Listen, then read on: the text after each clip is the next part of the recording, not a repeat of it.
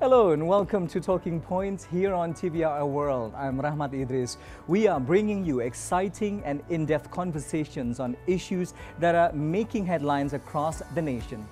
And Mexico is one of the biggest economies in the world, and a member state of the G20 plays an integral role in guiding and deciding the discussions throughout the deliberations of the G20 for Indonesia's presidency.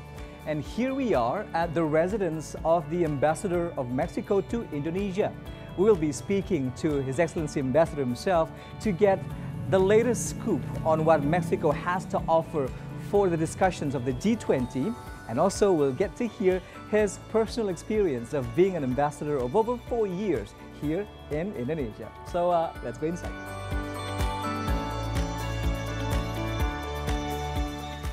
Your Excellency, thank you very much for welcoming us in this beautiful space. Buenos dias. Mr. Rahmat, buenos dias. Be very welcome to the Embassy of Mexico. Salamat datang. Very nice to meet you. Thank you very much. Please sit in. Yeah.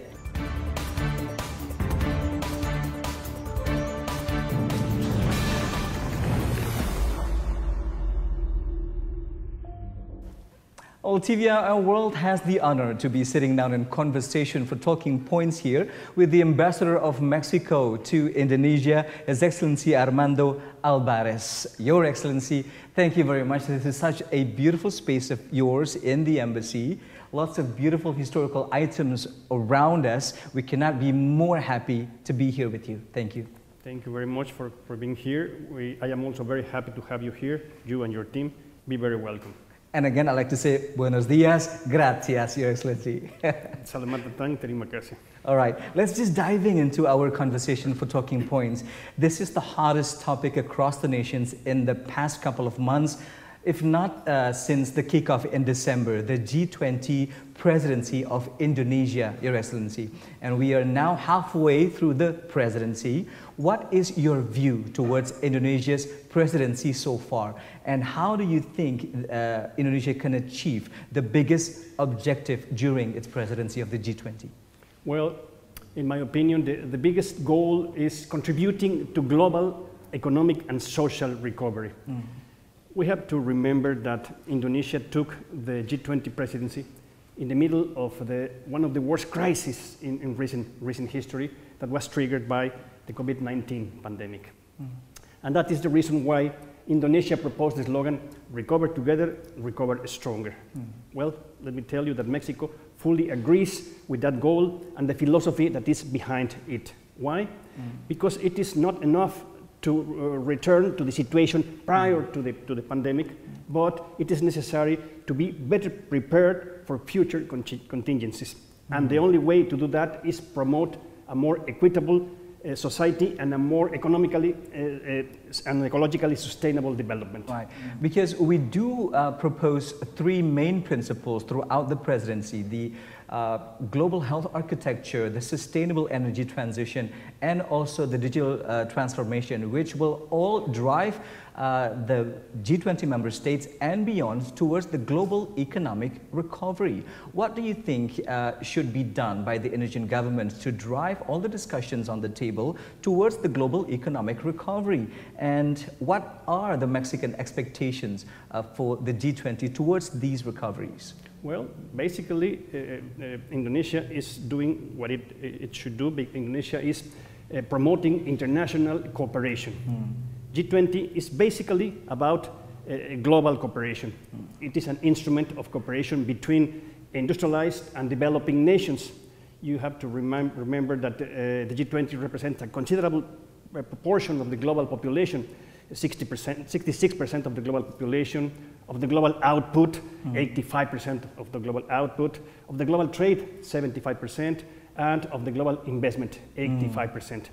So Mexico believes that within this framework of cooperation, priority should be given to developing nations. And Mexico, of course, supports the 3 priorities defined by Indonesia for cooperation: global health architecture, sustainable energy transition, and digital transformation. Right. So it's interesting to see full support coming from the Mexican government and also on behalf of the governments with you here, Ambassador. And Your Excellency, my next question to you for our G20 presidency is that there's a lot of expectations for the presidency, and as you said, this is such a challenging time, particularly amidst the geopolitical tensions and also the rising prices of food and oil and all the basic necessities and looming inflations as well. So on behalf of the Mexican government, Your Excellency, what are the expectations of the Mexican government towards the G20 summit? Because we know that all eyes will be towards Indonesia, in Bali in particular, for this summit in November. So what are the expectations on behalf of the Mexican government and any specific initiatives drafted by the Mexican government to sort of be able to realize? Well, I really don't dare to advise Indonesia on what to do with the G20 presidency. I believe that Indonesia is doing very well. Indonesia is doing a great job presiding the G20 in the middle of a very complex situation. Indonesia is addressing the concerns and expectations of the G20 members, but not only that, Indonesia is also addressing the concerns of the whole international community, particularly the developing nations. So I really hope that Indonesia succeeds in reducing international tensions and promotes more international cooperation. And of course, Indonesia can count with Mexico for that. Yeah, piggybacking on what you just said, our very own President Joko Widodo had made visits to Ukraine and Russia, dubbed as Mission of Peace, which will hopefully bring all the high leaders of the state leaders, rather, of the G20 towards Indonesia's presidency summit of the G20 in Bali later on in November. Thank you very much for that insight, Your Excellency. And for the G20 as well, would like to get to know again your expectations on behalf of the Mexican government, because as I said earlier, this is a challenging time not only for Indonesia as we assume the presidency of the G20, but also for the global world at the moment. So how do you view Indonesia's objectives at the moment and in line with the expectations of the Mexican government and the initiatives again from your government? Well, as I said, Indonesia has expressed, Mexico has expressed its full support for the priorities defined by Indonesia.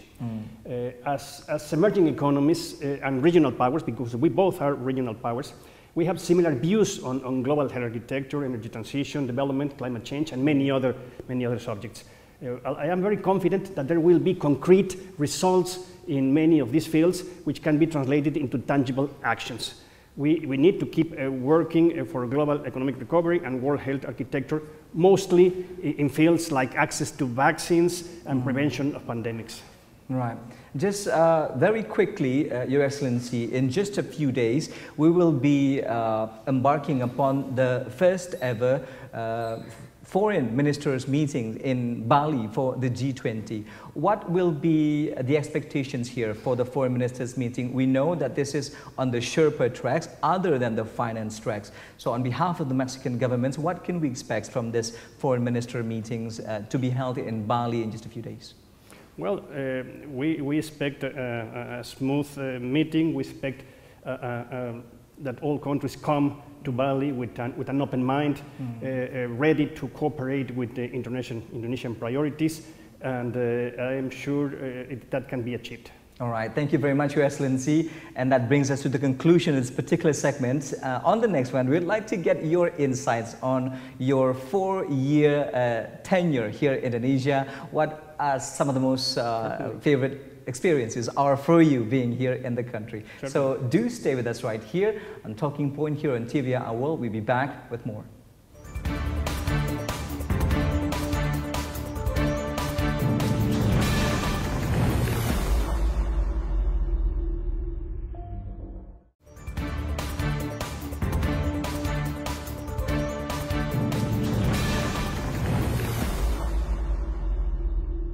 So welcome back to Talking Point here on TVI World. We are still sitting down in conversation with the esteemed Excellency Armando Alvarez, the Ambassador of Mexico to Indonesia. Your Excellency, for this particular segment, I'd like to get your insights of your personal experience and your personal views of the cultural ties between Indonesia and Mexico. As you mentioned earlier during our conversations before this, is that Indonesia comprises of vast ethnic varieties from the east to the west, and similar thing also with Mexico, with vast amount of history and also ethnics within Mexico. How do you find cultural similarities between the two countries, and why are they similar in your perspective? Well, indeed, I can find several similarities between Indonesia and Mexico. Let me tell you first that we are geographical antipodes. That means that we are exactly in the opposite side of the world. When it's 10 a.m. here, it's 10 p.m. in Mexico of the previous day. So we are exactly in the other side of the planet. It's like when we wake up, you guys go to sleep, and then vice versa. And despite that distance, we have a long list of amazing similarities. Well, we both are multi-ethnic, multicultural, and multilingual nations. We both have a profound cultural legacy and traditions. Mexicans and Indonesians are family people and friendly people. We like to honor our ancestors, as the Torayans do in Indonesia and the Mexican do in the Day of the Dead. Días de Muertos, that's in Spanish, Días isn't de it? Muertos, that's right. We also have similarities in our handcrafts and for instance, in the weaving tradition of both nations. And of course, we have marvelous similarities in our culinary traditions. And that is why Mexicans feel very much at home in Indonesia, and Indonesians feel very much at home in Mexico. Yeah, it's interesting when you mention the culinary traditions, because I'd like to get your insights on the Indonesian culinary, because in line with the variety of ethnics, the variety of culinary is also vast and expansive here in the country. How do you find Indonesian cuisine, Your Excellency? Any particular liking of a specific dish or menu, and why do you like it? Because here we also known for spicy food, as in Mexico. Exactly. Well, I can tell you that I personally love Indonesian cuisine, as most Mexicans do. It is just natural for us to fall in love with the cuisine of the other nation because of our similarities. One of them you already mentioned is the love for spiciness. We love spicy food. We both are huge consumers of chilies. We also use similar cooking instruments like the chopbek in chopbek in Indonesia, which is called molcajete. Something to mash and crush the spices into. Which is called molcajete in Mexico. Molcajete. Molcajete. It's an indigenous name. It's an indigenous name, molcajete, and it gives a very special flavor to the meals. To the dish, But also, historically, our countries have mutually enriched with exchanging different culinary products.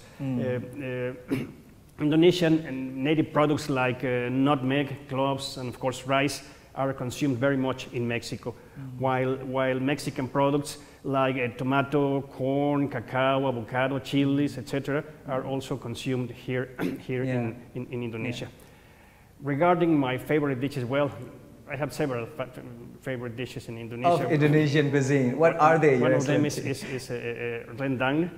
One of them is definitely I like rendang. It's very nice. I like nasi goreng. A good nasi goreng, well prepared. The fried rice. Marvelous. There's also many varieties of nasi goreng. Many varieties of nasi goreng. I love soto betawi. Soto betawi. I am a soup lover, and soto betawi is the broth is delicious, right? Delicious soup. I love satay, for instance. Satay is very nice, and gado-gado also. It's a very nice flavor. So I have several favorite meals in Indonesia. But are you missing Mexican food at all, being here for so long? Well, I alternate between Mexican food and Indonesian food while I'm here. And we hear that you cook as well. some delicious Mexican food. All right, Excellency. I'm not an expert, but I like to cook.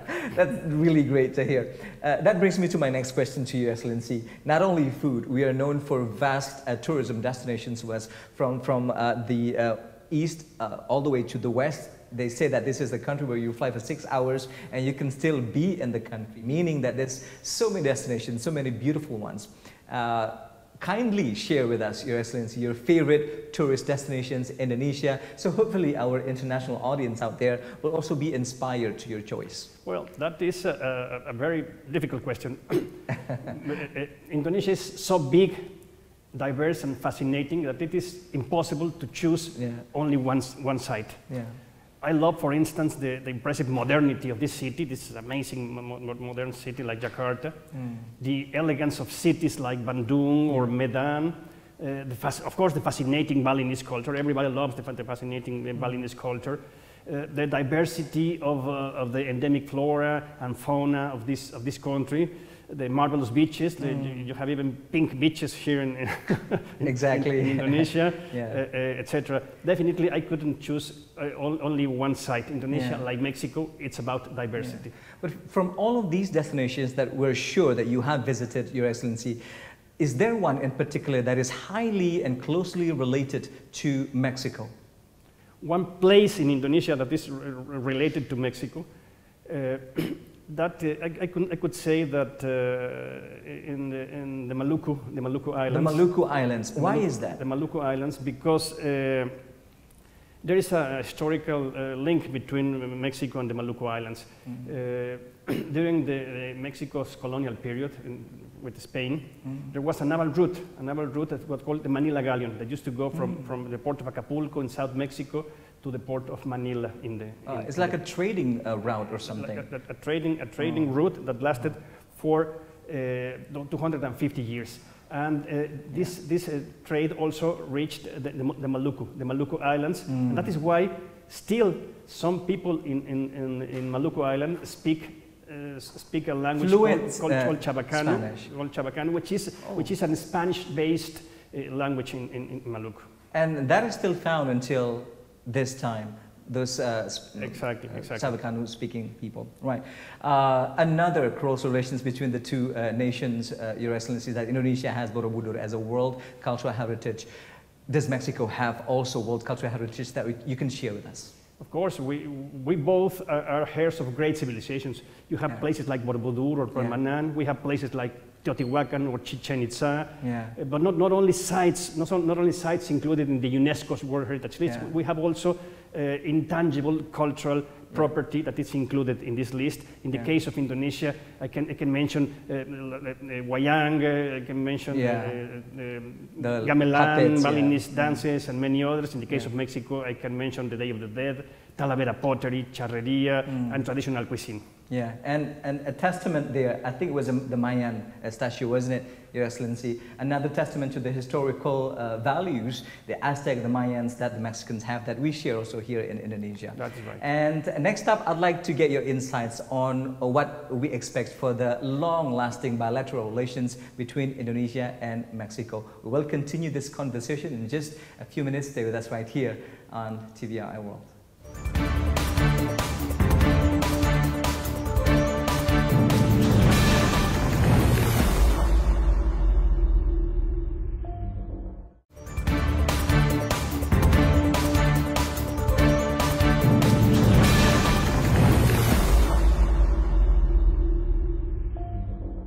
Well, thank you for still being with us on today's edition of Talking Point. We're still here at the beautiful Embassy of Mexico in Jakarta, Indonesia, and I'm still sitting down in conversation with our very own Ambassador of Mexico to Indonesia, His Excellency Armando Alvarez.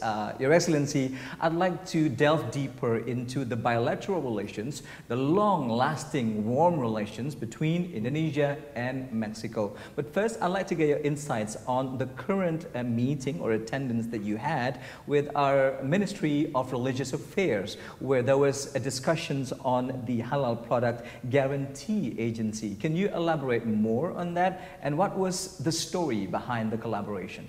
Well, Mexico and Indonesia have several opportunities in economic and commercial fields. Yeah. Halal cooperation is one of them. Mexico has been working with the Indonesian government to meet the requirements of the Halal certifier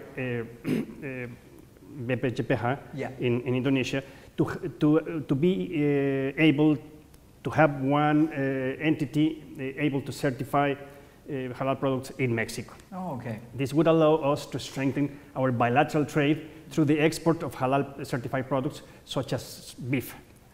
I hope that Mexico and Indonesia can conclude very soon the ongoing negotiations to exchange halal products.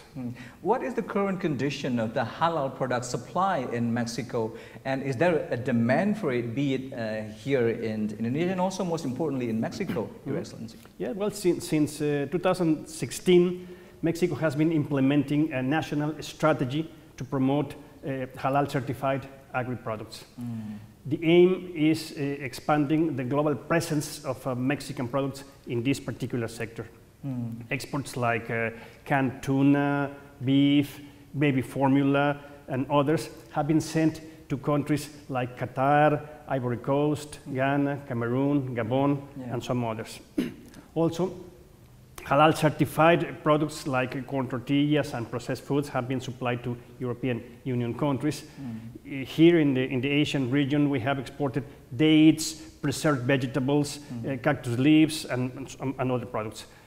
Mexican halal products meet global standards and are renowned internationally for their quality. Yeah, I was going to say that. So the quality says for itself, thus the high demand across the globe. Exactly. And this is just another procedure to meet the Indonesian market for the halal certification. Exactly. All right, Your Excellency, one of the most important missions during the administration of President Joko Widodo is to empower micro, small, and medium enterprises. And we know our global market reach has penetrated across markets across the globe. And what do you think are the current commitment of the Indonesian government in cooperation with the Mexican government to open up, for lack of better words, a wider and bigger opportunities for products from our small medium enterprises to enter Mexican markets? And what would you advise to the business people trying to reach Mexican markets? Well, MSMEs worldwide, not only in Mexico, not only in Indonesia, MSMEs have been severely hit by the sanitary and economic crisis. Mexico and Indonesia have not been immune to this situation. In Mexico, for instance, 8 out of the 10 jobs created in the country are created by MSMEs. That is the reason why Mexico has promoted specific actions for the recovery of this sector. In the economic recovery phase, Mexican and Indonesian MSMEs can certainly strengthen ties by exploring business opportunities in several diverse sectors. Mexico has a business-oriented and open economy like Indonesia, and it's a very attractive destination for international investment like Indonesia is. So I invite Indonesian enterprises to approach the Mexican embassy in Jakarta to get more information about the country and discuss potential opportunities of trade and investment between the two countries. All right, so this is an open invitation via TVR and World. If they're watching, the Embassy of Mexico in Jakarta's doors are open wide to welcome them and to have further discussions on the cooperations of the MSMEs. All right. Great to hear that, Your Excellency. And another thing I'd like to shine light on is that the long-lasting, the warm bilateral relations between Indonesia and Mexico. We've also touched on the cultural similarities, but are there any plans ahead, Your Excellency, to further improve the cultural relations, in particular for the two countries? Yes, we are doing that. We are doing that. And we are doing it along with the Indonesian embassy in Mexico City. We are working together. So you are in close communications as well with our representatives in Mexico. My good friend, Bapak Cepi Wartono, which is the Indonesian ambassador to Mexico. We speak practically every week, and we work very coordinated. We are promoting academic exchanges, sisterhood agreements between universities of the two countries. We have also carried out events like, events that highlight the culture of the two countries. I remember a few of them right now. I remember an event to honor our female writers Ibu Kartini in the case of Indonesia, and Sor Juana in the case of Mexico. We also did together one Wayang theater with a Mayan Mexican play called Cosmic Twins, and we also produced one event about the Day of the Dead in Mexico and in the Toraya tradition. Something very important is that next year we will commemorate the 70th anniversary of diplomatic relations between the two countries, and we are working out a very important program of cultural events to celebrate that occasion. That's 70 years. That is a milestone of its own, Indeed. Your Excellency. And we believe that culture is the very foundation of a nation. And now that we are strengthening cultural ties between Indonesia and Mexico, do you think in the long run, moving forward, it will also improve the overall bilateral relations between the two nations? Certainly, certainly. I can tell you that Indonesia and Mexico are two cultural powers due to the richness and diversity of our cultural heritage. And that we both could benefit from cultural exchanges, not only because that increases our national pride, also because it helps to create a better understanding and opens new opportunities for other fields like economic or technical cooperation. The more we know about the other, the more we appreciate the culture of the other, is the more that we strengthen the overall bilateral relation between Mexico and Indonesia. All right, it's so great to hear that, an achievement of its own indeed, Your Excellency. Now, just for the fun of it, this is a popular choice. I'd like to go into a short and fun quiz with you, if you don't mind. Please bear with me, Your Excellency. Just tell us the first thing that comes to your mind or your immediate favorite when I mention the two things. Would you do it with me, Your Excellency? Certainly. All right, let's do this. I hope I pronounced these words correctly. They are Spanish. Burrito or mole? Mole all the way. Mole all the way, all right. Tequila or mezcal? Both, one and one. Oh, both, okay, they're equal measure there. Pan de muerto or concha? Pan de muerto, bread of the dead. Bread of the dead. That's like a common feast for the Días de la Muerto too. Dia de los Muertos, Day of the Dead, yeah. Another one, reggaeton or danzón? Danzón, and also mariachi music. And also mariachi music, one of my favorites too. I mean, all around the globe, they're very popular. And lastly, guacamole or avocado juice? Guacamole. And why is that? Ah, well, I love guacamole. You love guacamole. Can you make guacamole yourself? I do it very often. A delicious one. Thank you very much, Your Excellency. It was fun to hear. Just to sort of put things together at the end of our conversations, we'd like to get your final message to our audience, both here in Indonesia, the member of society, and most importantly, to the international audience as we broadcast internationally via TVI World. Where do we go from here, Your Excellency? How do you see in the future the relations between Indonesia and Mexico? Well, just mentioning that the Embassy of Mexico is very eager to promote more mutual knowledge and more cooperation between Mexico and Indonesia. Right. But not only between government officials of the two countries, but also between business people, between artists, between scholars, between scientists, between think tanks of the two countries, and between tourists. Yeah. The bilateral relation has indeed progressed very much in the last 2 decades, but I feel that the potentialities are still huge in practically every field. Right. I am really convinced that Mexico can be the gateway of Latin America for Indonesia, and Indonesia can be the gateway of Southeast Asia for Mexico. All right. Well, that is all the time that we have for this conversation. I'd like to express our gratitude. His Excellency Armando Alvarez, Ambassador of Mexico to Indonesia. Thank you very much for your time and your insights and for hosting us in this beautiful space. Gracias. Thank you and your team. Thank you very much. Terima kasih banyak. Well, I guess the conversations with the Ambassador of Mexico to Indonesia sort of shed a light on what's to come and what to expect in the future in terms of the bilateral relations between the two nations. We cannot be more excited to see on the horizons, be it in education and tourism and economic ties between the two nations. And that concludes this editions of Talking Points. I'm Rahmat Idris. Thank you so much for watching. Bye for now.